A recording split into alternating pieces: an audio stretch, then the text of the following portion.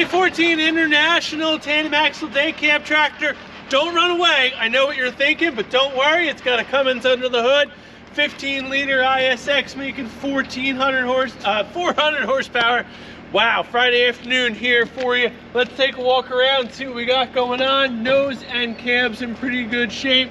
Aluminum's up front, missing some lug nut covers, but nothing terrible. Stack looks pretty good. Little rust on the back of the cab, nothing terrible. Nice big fuel tanks for you. Frame's got some surface rust on it, nothing reported as punched through. Aluminum's inner and outer on both sides for you. Fifth wheel doing what it does. Looks like it's got a newer airbag bracket on one spot for you. DEF underneath the cab as we come around. Air ride seat. Again, Fuller 10-speed on the inside. AC present but not working for you. Single frame truck.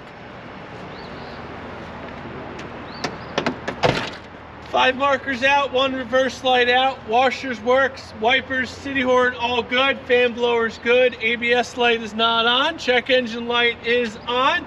Was well taken care of. Company's got a pretty good reputation for taking care of their stuff. We've had a lot of success with their things in the past.